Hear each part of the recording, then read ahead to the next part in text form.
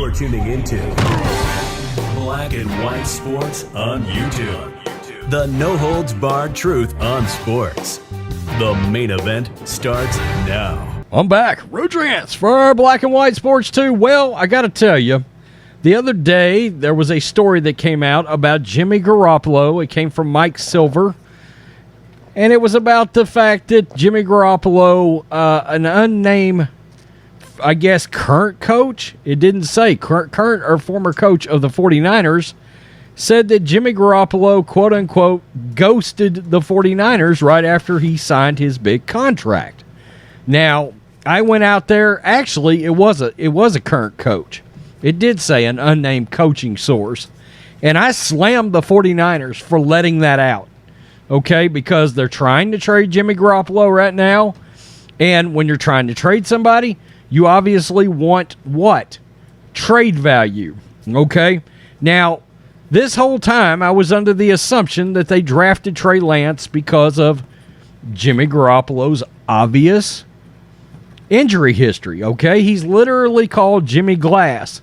But I also have felt like for the longest time, Jimmy Garoppolo is a very viable NFL quarterback. I don't know if I feel that way anymore after hearing what I've heard today, because today on actually it was yesterday. It was from yesterday, but I'm watching it today. DVR'd it. On yesterday's Pro Football Talk, Chris Sims, this came up between him and Mike Florio, and Chris Sims just came right out with it, and he said the following. I hope you guys can hear this. It happens. Franchise quarterback, you're all in. It's a 12-month-a-year job. There's no offseason for a franchise quarterback. And apparently there was some dismay that in 2018, after he got his money, he just disappeared until it was time to show up for the offseason program. Mike, you've heard me allude to this before. I've said this even on Dan Patrick, I believe, a few weeks ago. I even think I said it to Colin Cowherd. You know, this is a thing. This is weird. And this is not Kyle Shanahan. Kyle Shanahan, again, we're friends. We don't talk about the 49ers. He didn't tell me this. I know so many people out there in San Francisco, Kyle couldn't keep track of it. I've heard this from players, ex-coaches there. He goes off the radar all the time. All the time. Nobody can get in contact with him. But his first year in offseason there, that's when I was made aware of it. I'm not going to name the player I was at, but I was at an event. And the player, who is a long-standing player with the 49ers, was like, I can't get the quarterback to call me back. I've called them every day for a month. You hear it from everybody. I've heard it from ex-coaches who have moved on and just gone, yeah, it's weird. You know, the organization's tried to reach out to him times and explain things to him, and they can't get a hold of him to the point. Okay, there you have it. I hope that came across. I won't know till post-production, but Chris Sims said Jimmy Garoppolo ghosting players and coaches is a known issue around the league and with the 49ers. This is most likely the reason the 49ers gave up on Jimmy Garoppolo, because let's be honest, for the most part on the field, right, wrong, or indifferent, Jimmy is flashed at times to the point of getting you to 2 NFC championship games and a Super Bowl. But at least with my work ethic, I'm somebody we work between 70 and 100 hours a week across all 4 of these channels in our website. With an NFL franchise quarterback, in no way can I justify a quarterback not responding to anybody.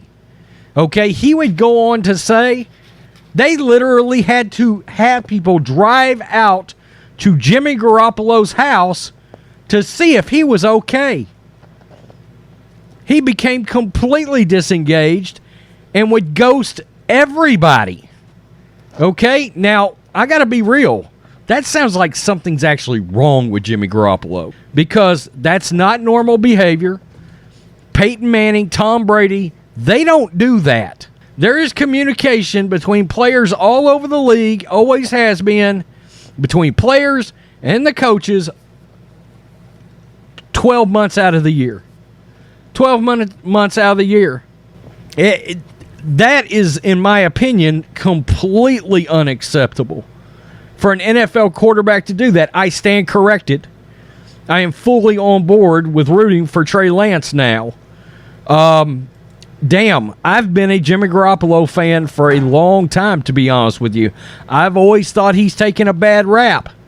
Okay, but we were talking about injuries, and we were talking about some people having an issue with his play on the field. At times, yeah, Jimmy has struggled. But this is completely different. When we start getting into work ethic issues, I have a major, major problem, okay? That's something I can't explain away, something I don't have an excuse for, and now there's multiple parties, and when this is quote-unquote a league-known situation, current, former coaches, players, they all know Jimmy G just ghosts everybody. Let's look at this. This is what is probably going to happen to Jimmy Garoppolo. This is from Peter King. Quote, the Niners have 2 weeks to cut the roster to 53.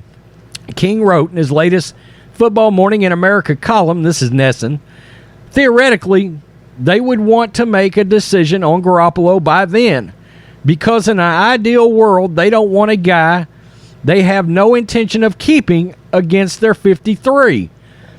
But that's out of their hands unless Cleveland or Seattle figures it would be smart to trade something for him.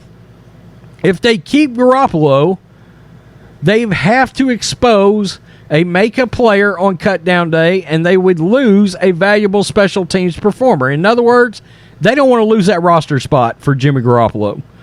The next landmark is the week before September 11.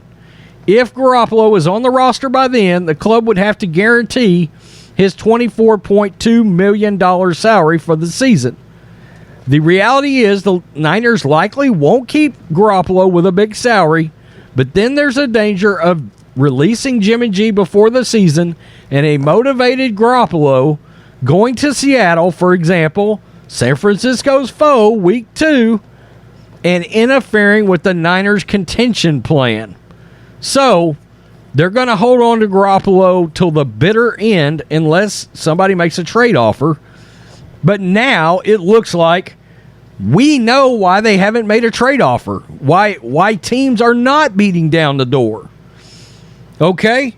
I used to say it was a toss-up between Kirk Cousins and Jimmy Garoppolo. I stand corrected. Kirk Cousins is the guy out in front there because he's known to have a good work ethic. He's engaged. This is a weird issue. To me, this is tied to work ethic. I mean, franchise quarterbacks, they don't ignore when they just get to a team. They don't ignore established players on a team. They pick up those phone calls. They don't ignore coaches. But this isn't just when he first got with the team. This has been an ongoing thing to the point that I can't remember if it was Florio or if it was Sims this morning that literally said it's amazing they have put up with him this long because of this issue. Wow. That's, it was a big deal when I saw the story the other day, and I blamed the coach. You don't let that story out. You're trying to trade him. It ruins trade value. But it doesn't matter if it's a league-known situation and everybody already knows it. Well, that explains a lot. That's why nobody's willing to give up anything for him, because he's got this known issue of disengaging from the team and the coaches. The organization, essentially. No, you can't. I cannot think of any scenario where I would consider this to be okay out of my franchise quarterback. Wow, that's something, but hey, it is what it is. I hope we can get something for Jimmy. I thought I would have rooted for Jimmy. I'm not so sure now. I can't stand somebody that doesn't have a good work ethic.